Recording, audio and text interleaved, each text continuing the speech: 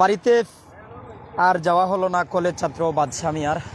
যতটুকু জানা গেছে সিলেট টু সুনামগঞ্জ রুটের দনপুর পয়েন্টে হাইড্রোলিক ট্রাক ও মোটরসাইকেলের মুখোমুখি সংঘর্ষে ঘটনাস্থলেই বাদশা মিয়া নামে আনুমানিক 22 বছরের এক যুবক প্রাণ হারান। এমনকি হাইড্রোলিক ট্রাকের নিচেই তার স্বপ্নের মোটরসাইকেলটি পড়ে আছে। ঘটনাস্থলে আত্মীয় স্বজন এসেছেন, তাদের কান্নায় সেখানের পরিবেশ ভারী হয়ে গেছে। মানুষজন আসছেন, শুধু আফসোস করছেন। কলেজ ছাত্র যতটুকু জানা গেছে বাদশা মিয়া, যার বয়স আনুমানিক 22 বছর, কলেজ ছাত্র। তার ব্যবসা রয়েছে সিলেটের টুকর বাজারে।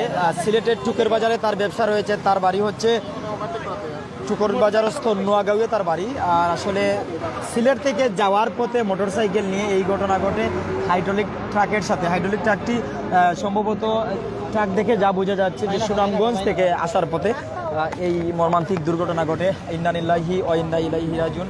ঘরোয়াভাবে গাড়ি চালানোর কারণেই এই ধরনের দুর্ঘটনা ঘটে। এই দুর্ঘটনা থেকে যাতে সাধারণ মানুষগুলো রক্ষা পায় সেই দিকে সংশ্লিষ্ট কর্তৃপক্ষকে অনুরোধ করছি এবং এই ঘাতক ট্রাকের চালককে দ্রুত গ্রেফতারের দাবি জানাচ্ছি।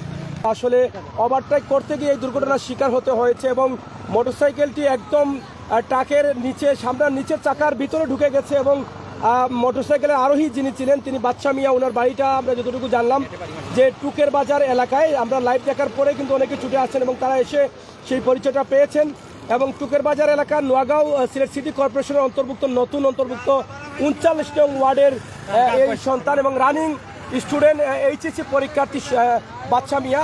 যমজ দুই ভাইয়ের মধ্যে সে ছোট ছিল এবং বড় ছিল, যমজ দুই ভাইয়ের মধ্যে 7 নম্বর ছিল এবং সে মারা গেছে। আমরা সেটি আপনাদের কাছে উপস্থাপন করেছি এবং সামনে তার লাশটি পড়ে আছে এবং জালালাবাদ থানার দায়িত্বশীলরা কিন্তু এখানে আছেন। তারা হয়তো এটার আইনানুগ ব্যবস্থা গ্রহণ করবেন এবং এটা খতিয়ে দেখবেন আসলে কী দোষে বা কোন ভুলের কারণে এই ঘটনাটি ঘটেছে। আমরা দেখছি ইতিমধ্যে তার লাশটি হয়তো তারা নিয়ে যাবেন, এটা সম্ভবত প্যাকেটিং করে ফেলেছেন, কাভারিং করে ফেলেছেন। লাশটি থানার মাধ্যমে তারা নিয়ে যাবেন এবং সেটা হয়তো মামলা যদি হয় তাহলে পোস্টমর্টম করবেন। এবং মানে ড্রাইভারকে আর পাওয়া যায় না, এখানে ড্রাইভারকে এসে পাওয়া যায়নি, ড্রাইভার পালিয়ে গেছে। দেখেছেন কি ড্রাইভারকে? ড্রাইভারকে আমরা দেখিনি, আমরা তো অ্যাক্সিডেন্ট হওয়ার পরে আমরা তাকে উদ্ধার করার চেষ্টায় ছিলাম আর তখনই ড্রাইভার পালিয়ে গেছে। কিভাবে খবর পেলেন? আমার ফ্রেন্ড কল দিছে, বলছে এরকম এখানে পয়েন্টে অ্যাক্সিডেন্ট হয়েছে, তাড়াতাড়ি আয়। তখন আসছি, আসার পরে দেখি এখানে